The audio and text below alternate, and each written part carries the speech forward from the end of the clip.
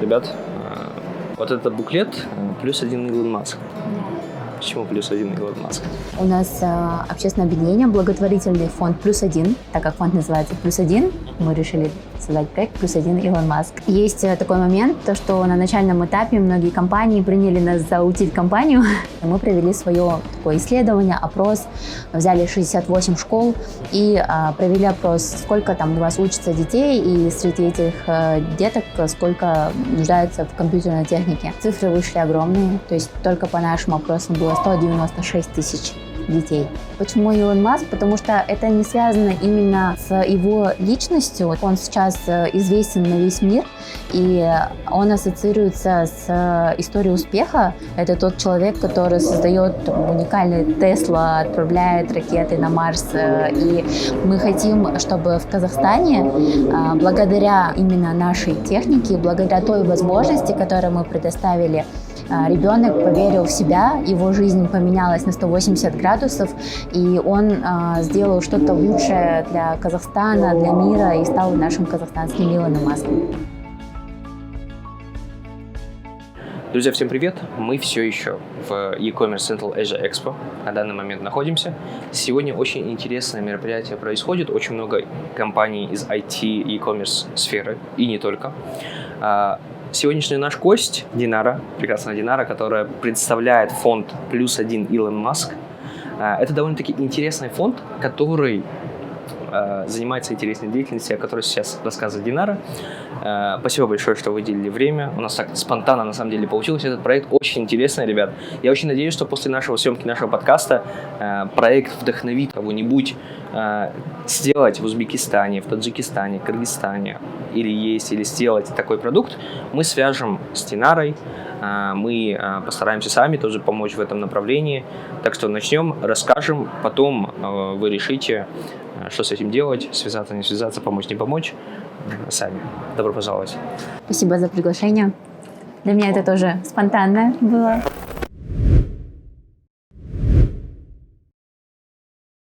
Давайте все же, я покажу здесь буклет, ребят, видите, вот это буклет плюс один Илон Маск. Почему плюс один Илон Маск? Расскажите о фонде, чем он занимается? Да, давайте вообще расскажем про историю фонда. У нас общественное объединение, благотворительный фонд «Плюс один». Существует с 2020 года. Данный фонд создан при поддержке IT-компании, основателем которого является Даурен Туребаев. Он также является и основателем данного проекта. Уже подробнее скажем, почему Илон Маск. Ранее наш фонд внутри нашей экосистемы компании, то есть сотрудники постоянно участвуют в благотворительных акциях. Для нас это очень важно, да, какая-то социальная активность, ответственность. И ранее наш фонд занимался помощью онкобольным, тяжелобольным детям, людям. Вот. Данный проект создался во время карантина. Все мы помним эти тяжелые времена, когда все ушли на дистанционное обучение. И одна из сельских школ обратилась в нашу компанию, то есть именно в компанию с просьбой о техники. То есть запросом, если у нас компьютерная техника, которую мы не употребляем, допустим, но она в рабочем состоянии, обратилась именно к IT-компании. После чего мы внутри объявили сбор, где сначала собрали нашу технику, наши ребята ее отремонтировали, то есть мы загрузили туда какие-то дополнительные программы, началось сарафанное радио, ребята там начали искать, там у них запылился ноутбук, да, они там купили себе Mac, а у них есть рабочий ноутбук. И они принесли тоже свои ноутбуки, и где-то около 20-30 ноутбуков мы собрали и передали в сельскую местность. Это была разовая акция, то есть разовая акция в рамках фонда в 2021 году, в 2022 году это было. Вот. Как бы с 2020 года существует фонд, около 2 лет помогает детям. Да. Потом карантин, запрос. В 2022 году мы вот в августе месяце сделали первую такую передачу. Мы еще полностью там закупили рюкзаки, укомплектовали, поехали. Вот. После этого нашему фаундеру пришла вообще такая мысль. Вот мы увидели потребность И насколько большой масштаб данной потребности, мы провели свое такое исследование, опрос, взяли 68 школ и провели опрос, сколько там у вас учатся детей, и среди этих деток сколько нуждаются в компьютерной технике. Вот, цифры вышли огромные, то есть только по нашим опросам было 196 тысяч детей в сельской местности. Также были Как данные... вы оценивали это? Мы сделали, допустим, 5300 школ сельской местности, средняя сумма вышла там 35 ноутбуков, умножили, и примерно средняя статистика у нас вышла такая. Но также на тот момент были данные СМИ, где по данным СМИ было 300 тысяч детей, то есть это почти в 2 раза больше. Вот.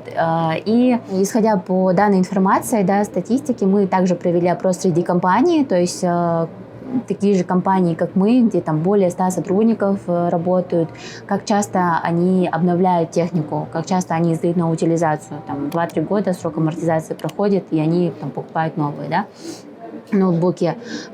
И общая сумма вышла за год более 200 тысяч. То есть можно объединить эти две данные статистики. Если все компании будут передавать нам, мы могли бы за год закрыть всю потребность. Вот. Это в среднем, там, допустим, 15 ноутбуков списывается, где более 100 сотрудников работают на утилизацию. Интересно. После этого пришла такая идея создать благотворительный проект внутри фонда. Так как фонд называется «+1», мы решили создать проект «+1 Илон Маск». Я так понимаю, это метафора, которая передает смысл того, что хотите нового Илона Маска? Да, почему Илон Маск? Потому что это не связано именно с его личностью, да, вот это больше про историю успеха. То есть Илон Маск, он сейчас известен на весь мир, и он ассоциируется с историей успеха. Это тот человек, который создает уникальный Тесла, отправляет ракеты на Марс. И мы хотим, чтобы в Казахстане, благодаря именно нашей технике, благодаря той возможности, которую мы предоставили, ребенок поверил в себя, его жизнь поменялась на 180 градусов, и он сделал что-то лучшее для Казахстана, для мира и стал нашим казахстанским Илоном Маском. Это на самом деле очень интересная идея и очень такой подход интересный. Я очень надеюсь, что я посмотрел цифры, у вас уже очень много ноутбуков, сотни уже, которые вы уже раздали. Как вы мониторите, вот условно такие вы раздали, у вас написано, что вы это все идентифицируете, то есть вы вводите в свою CRM-систему, где все это записываете. Есть ли, грубо говоря, после передачи ноутбука какой-то мониторинг? Изначально была цель передать технику, то есть как мы работаем, мы проверяли гипотезу, да, мы собираем ноутбуки от компании. Давайте немножко уйду назад. Раньше мы, вот когда проверяли гипотезу, мы принимали все. И планшеты, и системные блоки, и моноблоки. То есть все для того, чтобы можно было передать это ребенку, и у него был какой-то доступ к компьютеру. Но есть такой момент, то, что на начальном этапе многие компании приняли нас за утиль-компанию, и 60% того, что мы принимали, это да, просто лишняя работа, мы все это отдали на утилизацию. Сейчас уже, исходя из ошибок, да, которые были, у нас есть четкий отбор, у нас есть памятка, где мы принимаем либо рабочую технику, либо ту, которую можно отремонтировать, допустим, там не старше 18 года, так как мы же передаем не только ноутбук. Мы, кстати, передаем не только ноутбук, мы полностью его доукомплектовываем. Даже если техника рабочая, мы обязательно туда заменяем на SSD, то есть на новый SSD, загружаем туда образовательные программы, то есть контент. У нас есть партнеры, которые не могут помочь нам техникой, но какой-то социально-образовательный там центр, они продают свои курсы, да, или у них есть материалы, они готовы нашему проекту предоставить это бесплатно для наших детей. Там и на русском, и на казахском, и на английском. Вот. И мы загружаем эти программы полностью доукомплектовывая, есть там фирменные рюкзаки, мышки, то есть это тоже все идет на улучшение. Раньше были рюкзаки одного качества, сейчас мы улучшили. Вот. И ездим в отдаленные сельские местности. собираем детей, собираем родителей, выступаем, берем наших волонтеров. То есть у нас штат маленький, но так как мы фонд и проект внутри IT-компании, у нас очень много волонтеров. Это люди, которые безвозмездно помогают нам, которым нравится миссия нашего проекта, и они тоже вот ездят с нами вместе, делятся своей историей успеха. Есть даже ребята, которые сами из сельской местности, и когда-то у них не было этой возможности, когда-то они были на месте этих ребят, вот, а сейчас они являются директорами или крутыми разработчиками, и это очень классно мотивирует детей, вот, и наша как бы цель просто передать технику, да, сказать какую-то мотивационную речь, вдохновить не только ребенка, но и родителей, я считаю, потому что в отдаленных, особенно в сельских регионах, где нет интернета, там немножко даже по профориентации у них нет. Есть определенные сложности, потому что люди видят то, что там есть. Да, да. Нет. Даже по общению там спрашиваешь, кем ты хочешь стать, они не знают вообще, что такое IT, Врач, что можно, доктор. да, или думают, что работая в IT можно быть только разработчиком или айтишником, да, к примеру. Вот, поэтому мы даже для кого-то становимся примером из ребят, допустим. Кто-то там увидит, Даурен, да, приедет, он скажет, я хочу быть как Даурен. Вот. И это очень классные эмоции. На самом деле всегда очень грустно бывает, одновременно такие двоякие чувства. Но хотела еще добавить то, что почему БУ ноутбуки мы начали, потому что именно когда создавалась наша компания, ей 10 лет в этом году, и на начальном этапе для нашей... Извините, я чуток, чтобы правильно поднести. IT-компания, о которой говорите 10 лет, это бэкграунд, который за фондом стоит, который... Да, это не фонд. Это не фонд.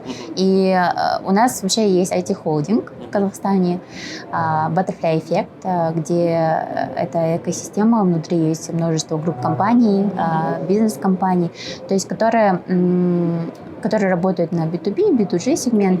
В общем, и, соответственно, это наши партнеры, они помогают нам финансово.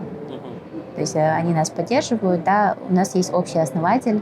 И когда вот он создавал компанию, в самом начале покупали ноутбуки в ломбардах.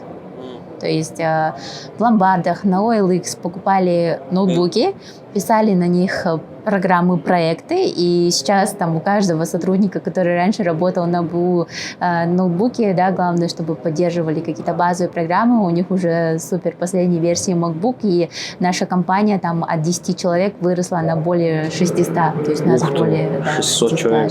600 человек. Вы по Казахстану только работаете пока что?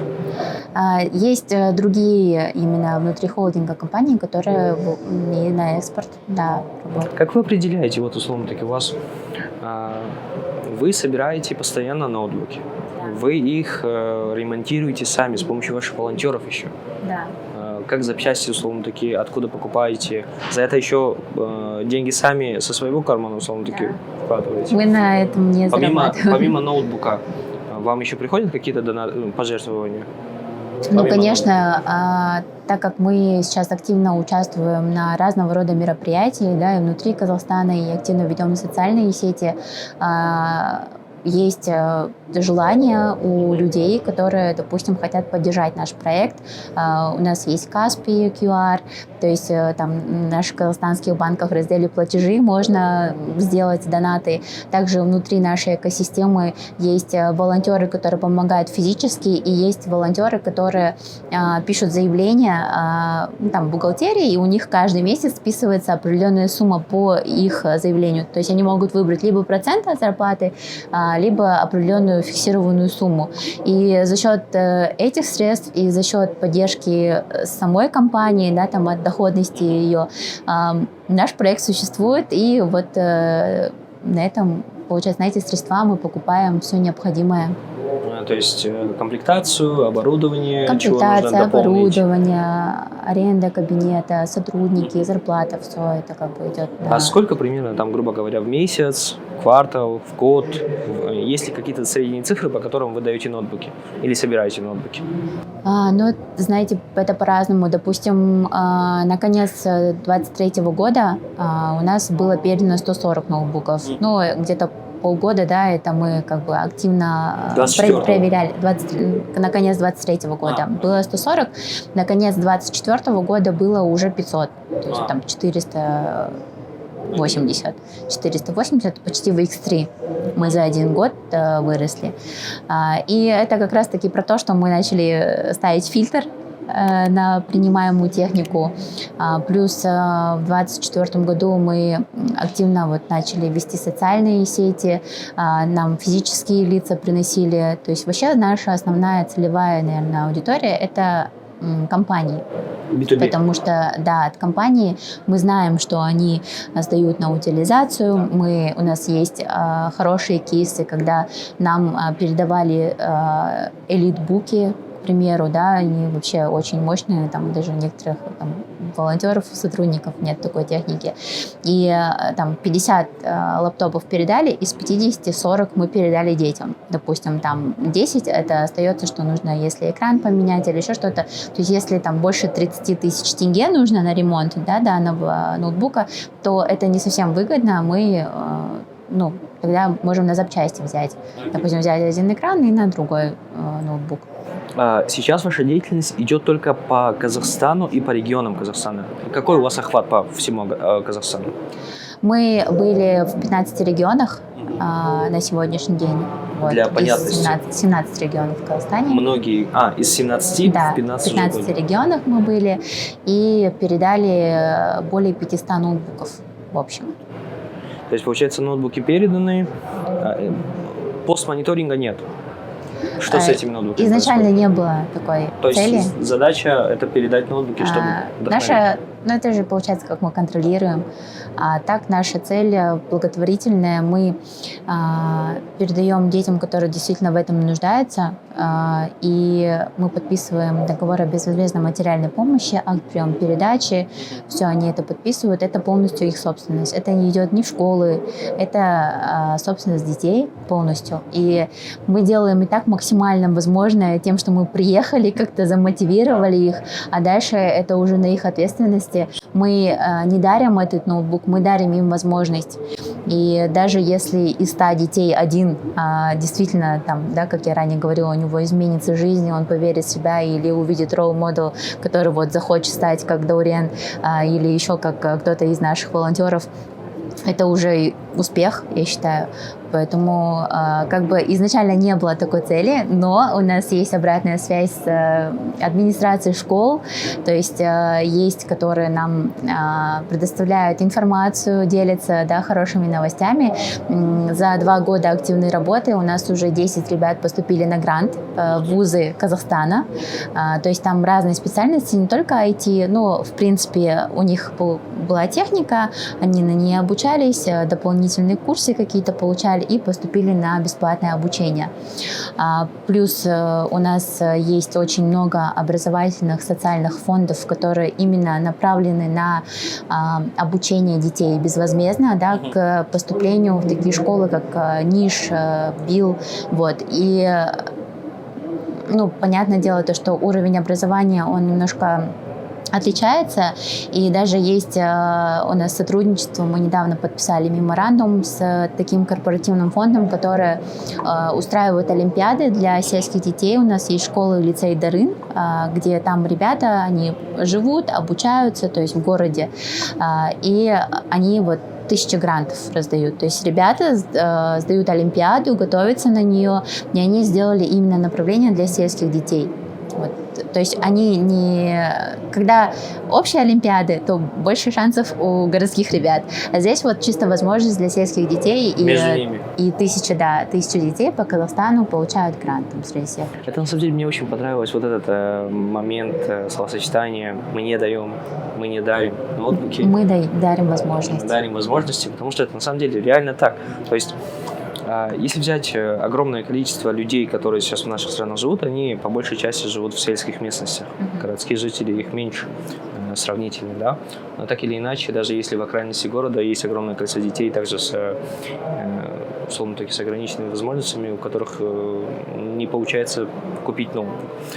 Техника, как мы понимаем, сейчас очень хорошо помогает иметь доступ тем же самым, если офлайн загружать какие-то файлы, огромное количество ресурсов. Проект интересный. Какие планы дальше? Что вы хотите сделать в ближайшем, там, я не знаю, в ближайшие годы? Ну, на сегодняшний день у нас цель это масштабировать проект. То есть, да, у нас есть результаты, но исходя из статистики в общем, сколько нуждаются, да, сколько есть потребности, эта цифра не такая большая, поэтому цель это масштабирование, чтобы как можно больше компаний узнали о нас, поддержали нас, передать ребятам и, возможно, в будущем уже на своем примере показывать такой кейс, открывать филиалы в странах СНГ. Да, вот здесь впервые мы вообще на международной выставке, наш проект, и за сегодняшний день я поняла, то, что в Узбекистане тоже есть такая потребность, то, что есть ребята из сельской местности. Я не знаю статистику, да, и насколько поняла, такого схожего проекта здесь нет. Поэтому, если будут желающие компании, которые создать такой социальный проект, либо какие-то благотворительные фонды, мы с радостью готовы проконсультировать на нашем кейсе, поддержать как-то, допустим, информационно, какими-то знаниями, своими ошибками, чтобы они таких ошибок не допускали. На самом деле, да, это очень важно, потому что у вас уже накопленный опыт есть. Да. Если, я не знаю, возможно, есть на узбекском пространстве такие проекты, но, по крайней мере, я не видел.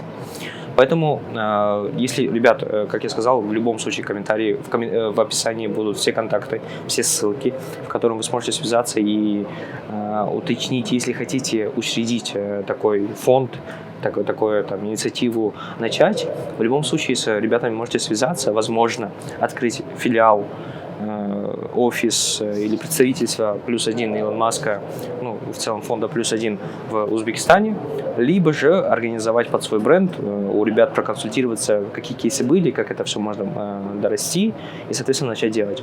У меня другой вопрос. Соответственно, сейчас вы живете за счет спонсоров, имея в виду, что проект существует за счет спонсоров. Не думали ли вы сделать из этого определенное социальное предпринимательство что-нибудь? То есть, я не знаю, может быть, какие-то направления, в которых проект не только будет обеспечивать, но чтобы вот это обеспечение не останавливать, он будет еще зарабатывать. Потому что деньги от спонсоров, они, конечно же, там в любой момент будут, но они не точные. То есть, вот ситуация сегодня, которую Илон Маск совместно со своим этим творит, рынки падают, поднимаются, не всегда понятно, что получится.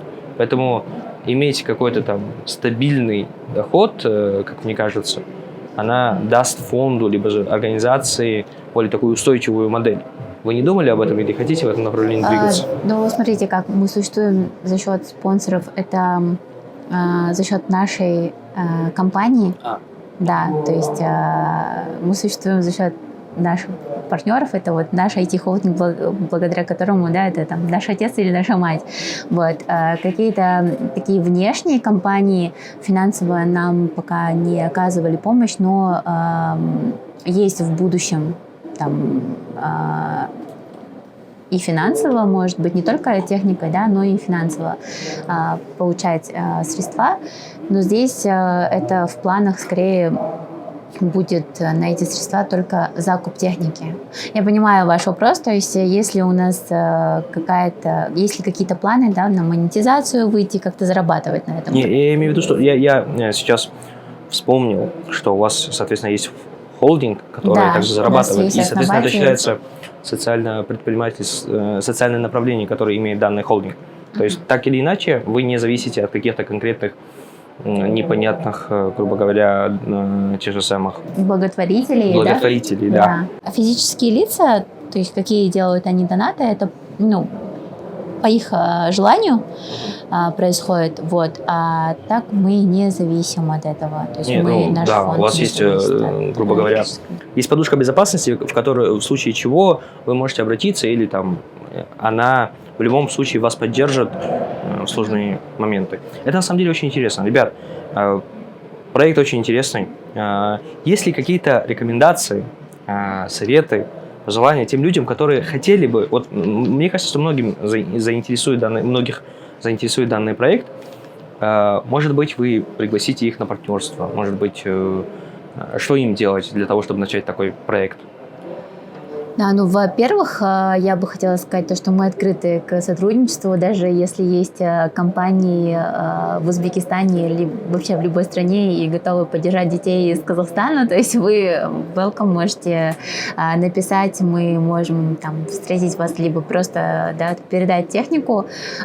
Если самостоятельно будет желающий, который захочет также помочь и выбрать такое направление именно сельских ребят, то это огромная работа, вам нужны будут ресурсы, даже в плане людей.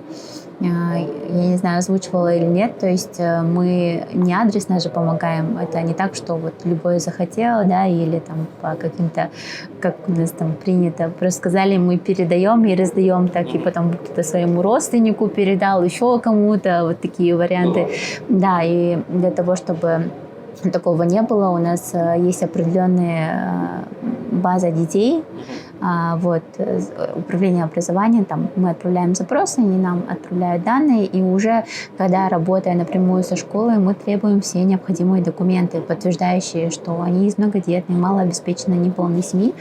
У нас недавно даже был кейс такой, когда мы передавали детям с инклюзией. Это мы обратились на запрос корпоративного фонда, который именно помогает деткам с аутизмом. И мы передали. И сейчас эти дети изучают 3D-моделирование. Представляете, я сама поехала, там 4 ребят, да, они особенные, но они какие-то компьютерные гении. Я просто под таким впечатлением была, когда я уезжала туда, действительно. Ну и, кстати, у Илона Маска тоже есть синдром Аспергера, поэтому я считаю, что, возможно, среди этих ребят что-то выйдет точно. И это как бы все подтверждающие документы. То есть очень важно, чтобы отдали ребенка, который действительно в этом нуждается, который для него будет действительно это важно, он и оценит это. Я абсолютно согласен с этим. И все же, если резюмируя данный разговор, человек захотел, допустим, да, несколько вариантов у вас сотрудничества есть, захотел донатить, захотел стать волонтером или захотел принести к вам ноутбук, да. Что он должен сделать? Он может перейти на наш сайт. Вы прикрепите, да, ссылку? Да, в описании будет точно. Может перейти на наш сайт, там есть форма заявки, где есть все способы. Либо он от компании подает заявку, да, допустим, в первую очередь можно узнать, есть ли в компании, в которой я работаю, вообще вот у него есть рабочий ноутбук, и как часто она сдается на утилизацию. Есть ли техника? Это даже, с одной стороны, и экологически важный момент, то, что каждый год утилизируют ту технику, которую можно дать еще время положить на новую жизнь, то есть возможность дать, да? Узнать, передается ли техника на утилизацию, связаться с нами, какая это техника, либо свой личный ноутбук, либо с компанией, то есть юридически у нас вся документация есть, чтобы это было правильно с двух сторон. И для компании очень еще важный момент такой есть, что с маркетинговой точки, да, зрения, мы всегда на нашем сайте можно увидеть действующих партнеров, мы публикуем логотип, также, когда мы даем рюкзаки ребенку, мы можем указать логотип компании, которая передала технику, и предложить им выбрать регион ближайший, который им удобно, и поехать вместе с нами, для того, чтобы вот они тоже рассказали подробнее о своей компании, также замотивировали, да, детей. В плане донатов также есть на сайте Каспи QR, есть реквизиты наши. И третье – это волонтерство, тоже можно подать заявку, и мы обязательно свяжемся. Хотела еще добавить про прозрачность, так как мы IT-компания, да, мы сделали все максимально прозрачно. То есть сейчас вообще работа благотворительности – это прям есть такой один маленький шаг, чтобы Сойти с рельс? сойти с рельса, да, и ну, есть такие кейсы, да, и когда не оправдать именно доверие от людей, вот, поэтому у нас как бы максимально все прозрачно, и мы на долгосрочной основе хотим сотрудничать, то есть к нам компании уже повторно обращаются, и физические лица обращаются. У нас сайт связан с CRM-системой, где каждая компания, либо физическое лицо может увидеть фотографию ребенка, кому была передана его техника. То есть помимо этого еще это дублируется на WhatsApp, ему приходит уведомление, что ваш ноутбук находится на диагностике, ваш ноутбук передан такому-то ребенку в таком-то селе, да, либо, к сожалению, что он не подходит. Вот, все уведомления приходят, и также на сайте, ну, любой желающий, даже вы можете посмотреть фотографии всех ребят, регионы, имя. Я, кстати, заходил на ваш сайт, смотрел, там есть имена, какая компания, кому передала, Да. кто получил, какая дата. Это на самом деле очень интересно.